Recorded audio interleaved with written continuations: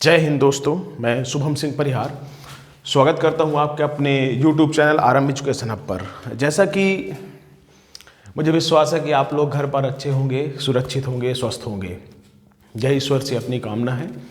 और आज का जो टॉपिक है मेरा वह प्रस्तावना और उद्देशिका से रिलेटेड है। ठीक, तो इस टॉपिक को अपन कंटिन्यू करेंगे।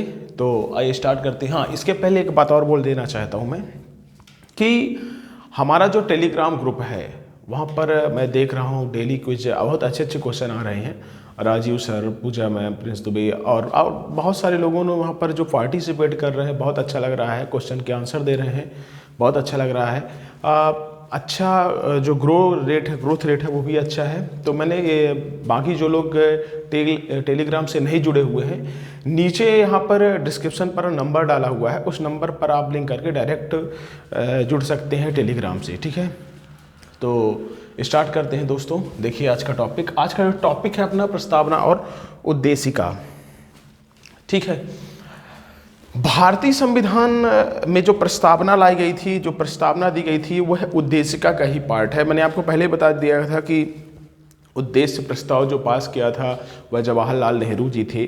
उसके जो अलग अलग कमेटी बनाई गई थी उसमें भी जवाहरलाल नेहरू जी थे जिन्होंने उस उद्देश्य प्रस्ताव को पास किया था।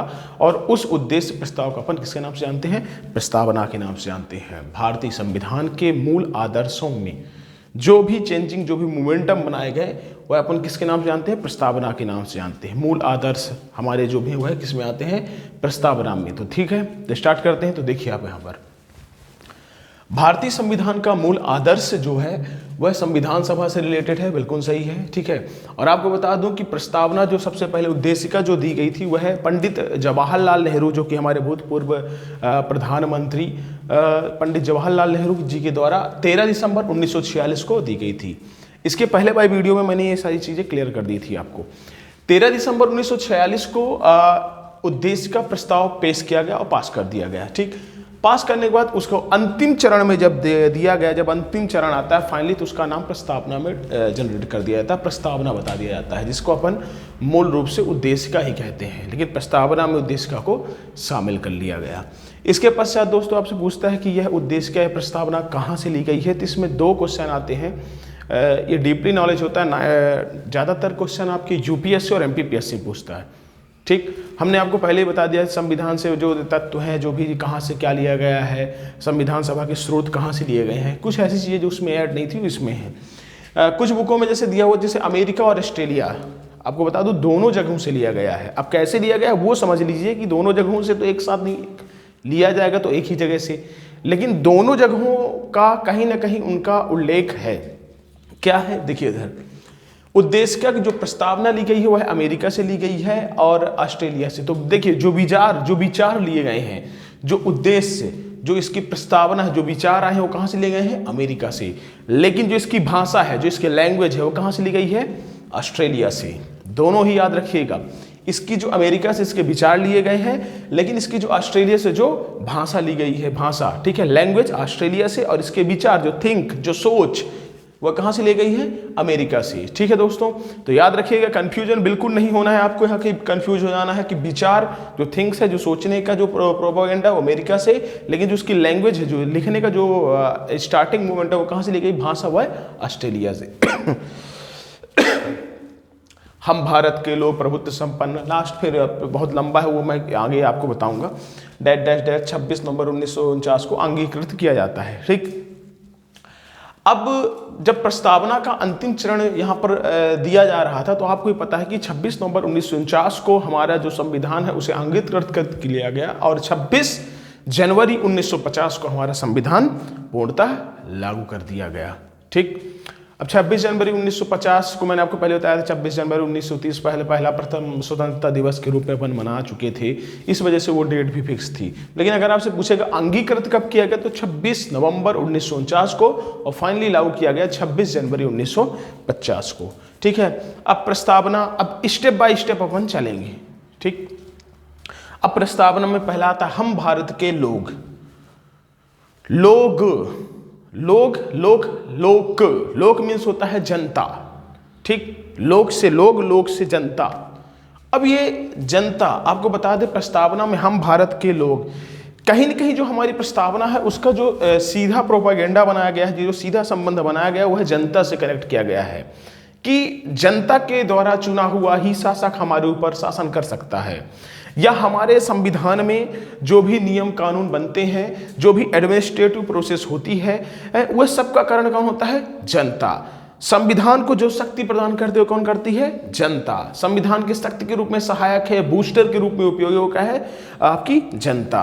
तो यहाँ पर संविधान को जो ताकत देती है, जो हमारी कॉन्स्टिट्यूशन को जो ताकत देती है, कौन देती है? जनता। जनता के ही माध्यम से हम संविधान में कुछ चीज़ों पर बदलाव कर सकते हैं, और वहाँ पर जो शक्ति, जो पावर, जो इम्यूनिटी सिस्टम बढ़ाने का काम करती है कॉन्स्टिट्यूशन, कौन करती है? जनता। ठीक है दोस्तों। इसके बाद इसका जो स्वरूप है, इसका जो स्ट्रक्चर है, स्वरूप मतलब स्ट्रक्चर का जो मॉड्यूल बनाया गया था, संपूर्ण प्रभुत्व संपन्न। संपूर्ण प्रभुत्व संपन्न आपको बता दें, यहाँ पर संपूर्ण प्रभुत्व संपन्न मतलब हम खुद संपन्न हैं। पहले क्या था? हम ब्रिटिश जो भी हमारे ऊपर शासन सत्ता कर रहे थे, उनके ऊपर हम डिपेंडेबल थे। सारे जो आपको बोला जाए कहाँ तक डिपेंड, मतलब सारे जो पावर थी, जो भी अधिकार थे, वो किसके जरिए ले गए थे? ब्रिटेन के जो भी वहाँ पर शासक जो शासन किया, चाहे वो ईस्ट इंडिया कंपनी की बात कर लूँ 1764 की, चाहे 1857 की क्रांति के बाद जो महारानी जो भी विक्टोरिया एलिजाबेथ, जितनी भी महारानी, जो भी क्राउन का जो शासन हुआ, जो क्राउन का शासन हुआ, उसे भी हम बोल सकते हैं। ठीक है दोस्तों। इसके अलावा बहुत सारी ऐसी घटनाएं हैं जो दिन प्रतिदिन एक स्वरूप का ढंग लेती जा रही थी। उसमें आगे देखते हैं अपन कि संपूर्ण प्रभुत्व संपन्न के अलावा संप्रभु राष्ट्र। संप्रभु राष्ट्र ऐसा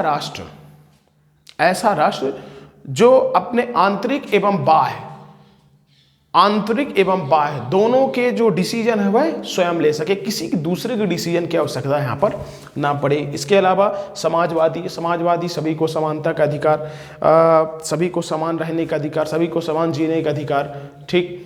अब यहाँ पर क्या है? यहाँ पर गांधी और नेहरू विचारधारा होती थी। गांधी नेहरू विचारधारा के द्वारा हम सबको बराबर लेवल में लेकर चलेंगे, उधार में जाति के आधार पर नहीं। और इसी नेहरू विचारधारा पर हम आपको बताएं, हमारा देश भारत एक मिश्रित अर्थव्यवस्था वाला देश है। ये आपको पता है, हमारा देश पूंजीवादी अर्थव्यवस्था नहीं है। हमारा देश कैसी अर्थव्यवस्था है? मिश्रित अर्थव्यवस्था। और मिश्रित अर्थव्यवस्था को जन्मदाता है वह है जवाहरलाल नेहरू।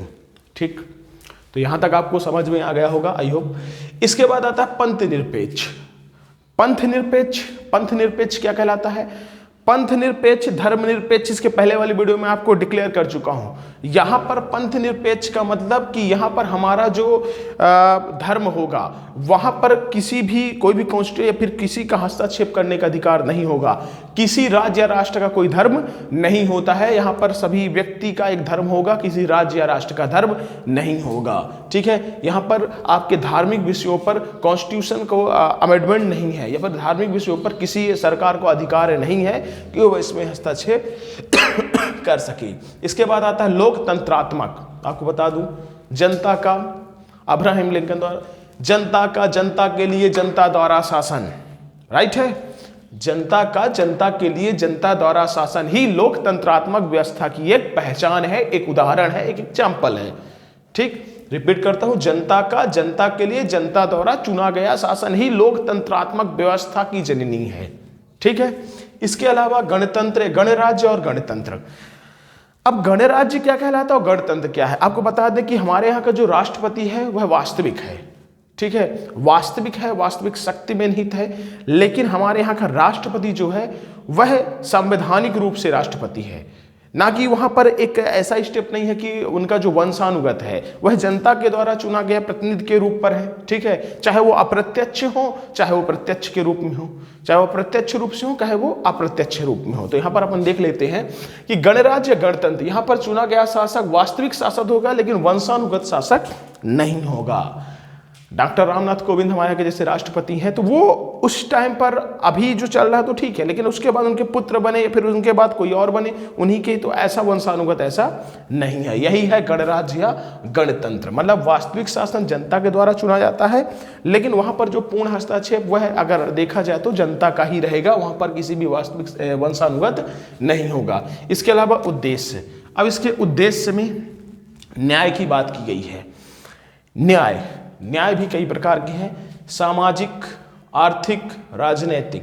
सामाजिक, आर्थिक और राजनैतिक, इन तीनों न्याय की चर्चा की गई है। सामाजिक, समाज में मेल मिलाप, ऊंच नीच, जितने भी धर्म, जाति, संप्रदाय आदि के जो लोग हैं, सामाजिकता में सबको बराबर रहने का अधिकार है। आर्थिक, इकोनॉमिकल वे में गरीबी, अमीरी, ठीक है ना, कुछ लोग middle class family, high class family, lower, मतलब ये के देखा जाए तो तीन प्रकार के स्टेप होते हैं, पहला, दूसरा, तीसरा, सबसे हाईली, फिर मिडिल, फिर सबसे लोअर, ठीक है। तो इनको भी एकदम बराबर पैड मिलाने का प्रयास किया गया। और राजनैतिक हस्तक्षेप के अगर देखा जाए तो सभी जाति, संप्रदाय, लिंग के लोग, इसके अलावा चाहे वो किसी भी जाति का हो, चाहे ST हो, चाहे SC हो, OBC हो, जनरल हो, इसके अलावा चाहे वो महिला हो, चाहे वो पुरुष हो, और चाहे वो थर्ड जेंडर हो, किसी की भी बात हो, वहां पर न्याय सभी के लिए बराबर है। धार्मिक न्याय इसमें ऐड नहीं किया गया। कई बार क्वेश्चन पूछ लेता है कि इन चारों में से कौन सा न्याय उद्देश्य में नहीं है, तो आपको याद रखना है धार्मिक न्याय, किसी की धार्मिक भावनाओं का जो न्याय है वह उद्देश्य प्रस्ताव में ऐड नहीं है। वह उसकी जगह पर पंथ निरपेक्ष, मैंने आपको बता चुका हूं कि पंथ निरपेक्ष ऐसा सिस्टम कहलाएगा जहां पर अगर देखा जाए तो यहां पंथ निरपेक्ष का मतलब क्या होता है कि किसी जाति समुदाय, कोई राष्ट्र या राज्य किसी धर्म या जाति समुदाय को नहीं, वह एक जाति पर आधारित होगा, ठीक। इसके अलावा स्वतंत्रता इसलिए दी गई है जो खुद का ही विकास कर सके, अपना डेवलपमेंट कर सके। हम स्वतंत्र हैं, हम कुछ भी कार्य कर सकते हैं, किसी के ऊपर डिपेंड नहीं है, हमारा विकास हम खुद तय करेंगे, ठीक। तो यही है स्वतंत्रता। इसके अलावा समता व्यक्ति की गरिमा, यह आर्टिकल 21 में वर्णित है। इसके अलावा राष्ट्र की एकता, अखंडता, बंधुता, आपसी भाईचारा, आपसी सब लोग मिलजुल कर रहें, राष्ट्र की एकता का सम्मान करें, अखंडताओं सभी जो मिलजुल कर एक प्रारूप बनाएं, एक सिस्टमैटिक वे में ओरिजिन करें। इसके अलावा अन्य भी हैं जो इनके लिए कैपेबल्स किए गए हैं, ठीक है। तो इतनी चीज़ें आपको समझ में आ गई होंगी। कुछ इसमें बहुत सारे मोमेंटम हैं, चेंजिंग है और नई चीज़ों को ऐड किया गया है, तो वो मैं आपको आगे बता देता हूँ और आप भी ध्यान से देखिएगा, ठीक है, और सुनिएगा। इसमें जो विवाद है, पहला विवाद इसमें आया था वेरुवादी संघवाद। 1960 में वेरुवादी संघवाद आया हुआ था। इसमें यह बताया गया था इन्होंने प्रस्तावना संविधान का अंग नहीं है और इसमें कोई परिवर्तन नहीं किया जा सकता। मोस्ट इंपॉर्टेंट क्वेश्चन कई बार यहीं से पूछ लेता है, चाहे वो MPSI हो, चाहे MPPSC हो, चाहे UPSC हो, चाहे SSC हो, बैंकिंग हो, रेलवे हो, कुछ भी हो।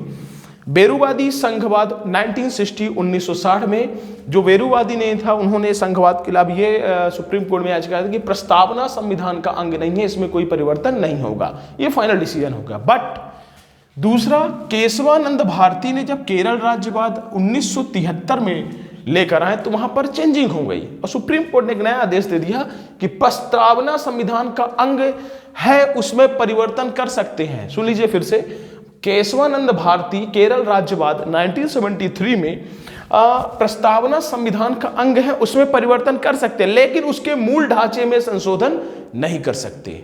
रिपीट, क्लियर हो गई बात? ये प्रस्तावना संविधान का अंग है, यहां पर परिवर्तन नहीं कर सकते थे, लेकिन जब 1973 आया तो यहां पर परिवर्तन कर सकते थे, लेकिन उसके मूल ढांचे में संशोधन बिल्कुल नहीं कर सकते हैं। तीसरा आता है यहां पर 42वां संविधान संशोधन 1976 और इसमें 3 मैजिक वर्ड को जोड़ दिया गया। ये कई बार क्वेश्चन में आता है 3 मैजिक वर्ड वो कौन से हैं। अरे परेशान मत होइए, वो 3 मैजिक वर्ड नहीं जो आपके मन में चल रहे वो नहीं, ये 3 मैजिक वर्ड आप याद रखिए, ठीक है ना।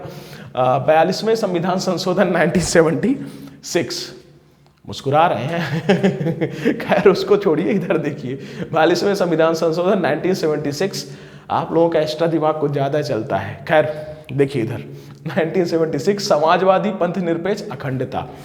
जब 42वां संविधान संशोधन 1976 आया तो इसमें 3 में याद रखना है आपको कि समाजवादी, पंथ निरपेक्ष और अखंडता को ऐड कर दिया गया। फाइनली तब से लेकर अभी तक इसमें कोई भी संविधान संशोधन नहीं हुआ है। 3 चीजें, वेरुवादी संघवाद 1960, उसमें प्रस्तावना का अंग नहीं होगा, इसमें कोई परिवर्तन नहीं।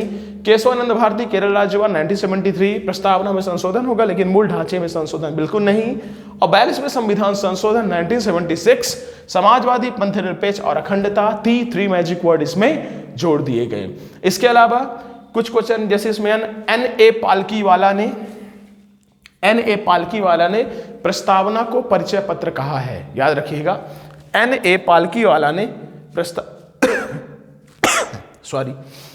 N.A. पालकीवाला ने प्रस्तावना को परिचय पत्र कहा है। इसके अलावा अल्लादी कृष्णा स्वामी, याद रखिएगा, अल्लादी कृष्णा स्वामी ने प्रस्तावना हमारे दीर्घकालीन सपनों का विचार है। ये कई बार क्वेश्चन पूछ लेता है, याद रखिएगा। अल्लादी कृष्णा स्वामी ने कहा प्रस्तावना हमारे दीर्घकालीन सपनों का विचार है। भारतीय संविधान की आत्मा एवं कुंजी भी प्रस्तावना को कहा गया है। ये मैं आपको बता दूं, कई बार जो क्वेश्चन आए हैं कि भारतीय संविधान की आत्मा, तो एक में आता है B.R. अम्बेडकर ने अनुच्छेद 32 को, आर्टिकल 32 को, याद रख लीजिएगा, दोनों में अंतर है। भारतीय संविधान की आत्मा जब कुंजी, जब आपसे नाम पूछेगा, पर्टिकुलर नेम जब पूछेगा, तो आप भीमराव अंबेडकर ने आर्टिकल 32 को भारतीय संविधान की आत्मा कहा है, ठीक। लेकिन अगर किसी का नाम बताए, आपसे पूछता है, कई बार मेंस में लिखने के लिए आता है कि ये कहां से वर्ड आया था, तो आंसर आप प्रस्तावना को।